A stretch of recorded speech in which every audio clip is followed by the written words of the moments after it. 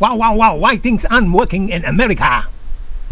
That's a whole different question. But I also think that if the war were to actually come to fruition, that a lot of people would say, regardless of what we think about China, we're not willing to send our children, our brothers and sisters, to go fight a war against China, to go risk their lives, to be killed.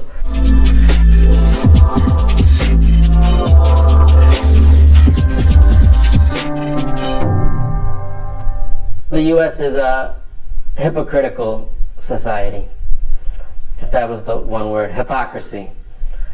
That it's a government it's a society that's presented itself as the exceptional nation, the nation above all other nations. And yet, internally, inside the U.S., everything they accuse everyone else of, they practice at home. And sometimes to even greater degree. You know, there's 856 people were killed by the police in the United States last year. 856, at least that was in mid-December when I looked at the numbers. It's probably higher by the year's end. And yet, you know, the U.S. lectures the world about state violence and human rights.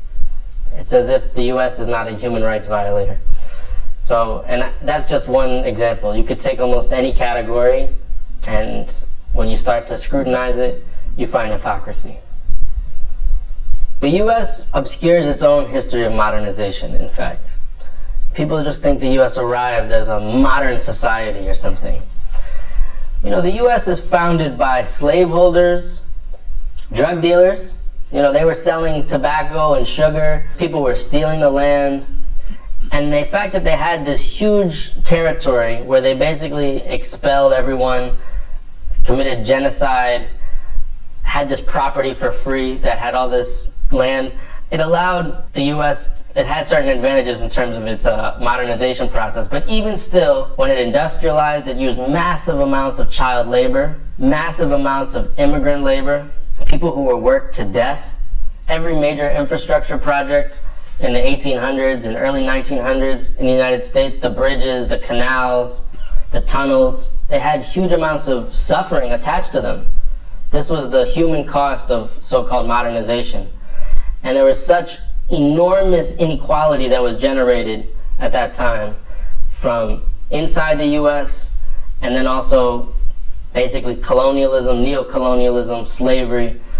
These are the sort of the preconditions for U.S. modernization. But you know, the fact that China has basically done it in a few short decades compared to the length of time that the West modernized, and done it with, I would say, far less human suffering, and without basically extracting lots of value from the rest of the world, without colonialism, is an amazing achievement. And frankly, I think the one thing that gets underestimated about Chinese modernization is the role of the Communist Party of China. You know, the fact that you actually have a government that can set 5, 10, 15-year plans, can set goals that are 30, 50 years out, and then assess the political leadership at every level based on whether it's achieving those goals, is very different from the U.S. political system, where a politician comes in, they have no interest in an infrastructure project that's going to be finished in 20 years or 10 years.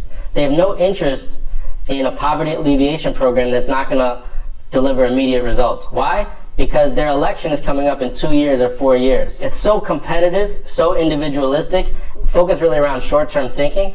That's the reason why all the bridges are collapsing in the United States, why there's so many train derailments. I think that with the magnitude of the challenges, whether it's climate change, technology, you know, unemployment, all these different things, this is the moment in history where long-term planning is going to be heavily rewarded. I don't think a war between the U.S. and China is totally inevitable. I think it is avoidable, but it's not avoidable unless there's a change in the form of government, basically, in the United States. I think both parties have a consensus right now that while they can disagree on almost any other issue, that if China is allowed to grow peacefully for the foreseeable future, that means the U.S. will lose its place as the top dog in the whole world.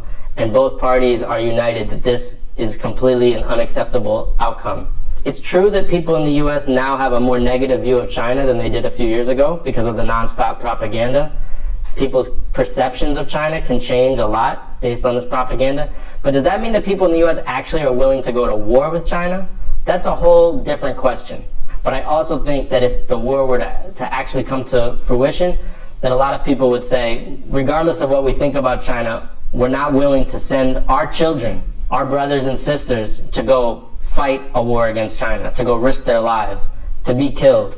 I think at that point, there would basically be a pre-revolutionary situation in the United States.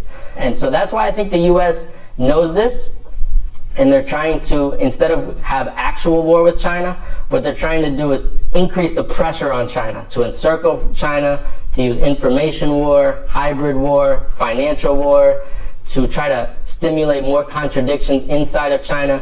Once you start to let people know, well, actually the people in China, for whatever criticisms and problems they have and whatever debates there are, and of course there's lots of debates here, they support the government, they have trust in a lot of their institutions, higher levels of trust than we have in the West. That whole narrative of basically the US as the white knight, the humanitarian savior, it starts to fall apart. But I think as China emerges more and more in the world, it will become a reference point for many other countries that have a similar history of colonialism, especially how to overcome colonialism.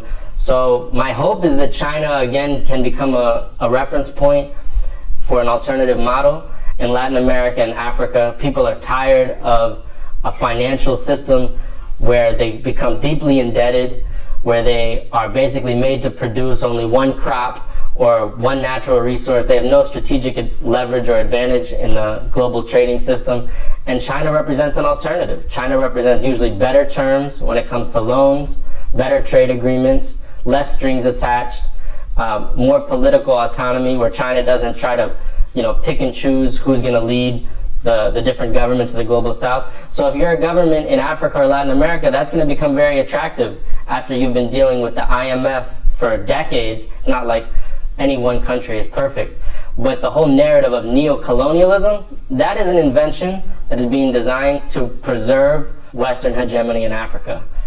They see the writing on the wall. They see what is the global population going to look like in 50 years. It's going to be overwhelmingly Asian and African. And so how does the West maintain its domination if that's the case? The only way it can maintain its domination is if it gets the vast majority of people in Africa to distrust the people in Asia, and vice versa.